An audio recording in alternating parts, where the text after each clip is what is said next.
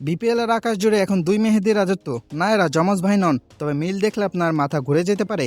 দুইজনেরই নাম মেহেদি, দুইজনই ডানহাতি ব্যাটসম্যান, দুজনই ডানহাতি অফ স্পিনার। এমনকি বিপিএল এর ড্রাফটে না গিয়ে দুজনকেই বুক ফুলিয়ে ডিরেক্ট সাইনিং এ দলে ঢুকিয়েছেন। সবচেয়ে বড় মিল, দুজনে এখন নিজ নিজ দলের ক্যাপ্টেন ফ্যান্টাস্টিক। কিন্তু নাম আর কাজের এই মিল কি মাঠের পারফরমেন্সেও আছে? উত্তরটা হলো একদমই না। একজনের জন্য তালি, অন্যজনের জন্য গালি। চলুন দেখি মেহেদি ভার্সেস মেহেদির এই আজব লড়াই। প্রথমে আসা যাক শেখ মাহিদির গল্পে। চট্টগ্রাম রয়্যালসের এই কাণ্ডায় যেন একা হাতে তরি পার করেছেন। রাতের খেলায় যখন দলের টপ অর্ডার তাসের ঘরের মতো ভেঙে পড়ছে, তখন মাহিদি বুক চিতিয়ে দাঁড়ালেন। তিনি যখন ক্রিজে থাকেন, মনে হয় ব্যাটটা যেন কোনো জাদুর কাঠি, দলকে খাদার কিনারা থেকে টেনে তোলে। এই কাজটাই তার এখন রোজকার রুটিন।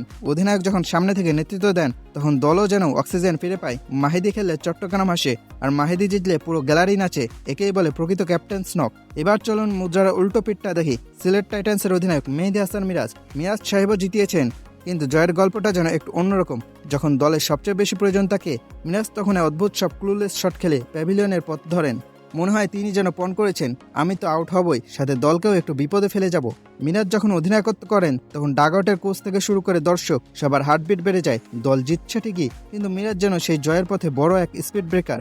লোকে বলছে তিনি দলকে সামনে থেকে নয়, বরং দলের ওপর বোঝা হয়ে পিছন থেকে ঠেলছেন। প্লে অফের প্রথম দিনটি ছিল মেহেদি স্পেশাল। দিনভর চলল মেহেদির রাজত্ব, কিন্তু দিন শেষে দুই জয়ের স্বাদ ছিল ভিন্ন। শেখ মাহিদির জয়টা ছিল বীরের মতো বুক ফেলিয়ে আসা জয়, আর মিরাজের জয়, ওটা যেন অনেকটা রথি মহারথীদের ভিড়ে কোনো মতে বেঁচে ফেরা। একজন দলকে ধ্বংসস্তূপ থেকে তুলে আনছেন, আর অন্যজন সাজানো বাগান তছনছ করে দলকে খাদের কিনারায় ঠেলে দিচ্ছেন।